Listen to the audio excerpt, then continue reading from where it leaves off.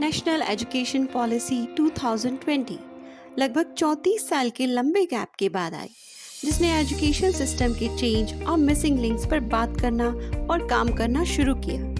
ये 21st century की पहली एजुकेशन पॉलिसी है। इससे पहले 1986 में एजुकेशन पॉलिसी बनाई गई थी। ये पॉलिसी क्वालिटी एजुकेशन के साथ साथ भारतीय मूल्यों से इक्विप्ड एक ऐसा सिस्टम डेवलप करने पर जोर देती है जो भारत के ट्रांसफॉर्मेशन में सीधे सीधे कंट्रीब्यूट करे। लेकिन NEP 2020 केवल टीचर्स या इंस्टीट्यूशंस के लिए नहीं है। केवल अच्छे स्कूल्स या कॉलेजेस हमारे बच्चों के वन स्टॉप ऑफ सॉल्यूशंस नहीं है।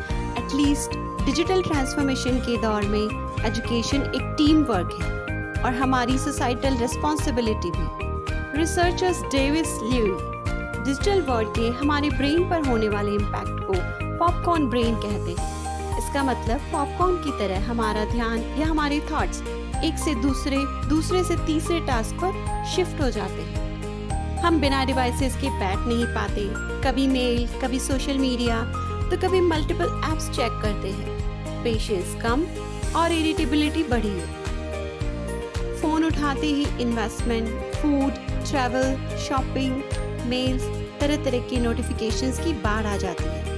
एक के बाद एक नोटिफिकेशंस को देखने के बाद हम फाइनली भूल ही जाते हैं कि हमने फ़ोन क्यों उठाया था। जब ये डिजिटल इम्पैक्ट हम एडल्ट्स को फील हो रहे हैं तो बच्चों के माइंड की अटेंशन स्पैन हैम्पर होना तय है, क्योंकि बच्चे भी डिजिटली एक्टिव कंज्यूमर्स हैं। लेकिन उनके इस डिस्ट्रैक्शन को टीचर्स, पेरेंट्स सब फील कर रहे हैं। बढ़ते मार्केट कंपटीशन में शॉर्ट्स, रील्स, एड्स सब हमारा अटेंशन गेन करने के लिए एक्सपर्ट टेक्निक्स ट्राई कर रहे हैं। इसीलिए अब एजुकेशन में सब्जेक्ट से ऊपर उठकर ह्यूमन बिहेवियरल साइंस पर भी बात होनी चाहिए। किसी एटम के इलेक्ट्रॉन के बिहेवियर को जानने से पहले हमें अपने बिहेवियर को समझना भी जरूरी हो रहा है। एज ए कम्युनिटी जब तक हम प्रॉब्लम सॉल्वर्स की तरह नहीं सोचेंगे और मिलकर बेटर सोसाइटी का एक कॉमन विजन नहीं रखेंगे, तो फ्यूचर जनरेशन को चैलेंजेस फेस करना भी नहीं सिखा पाएंगे।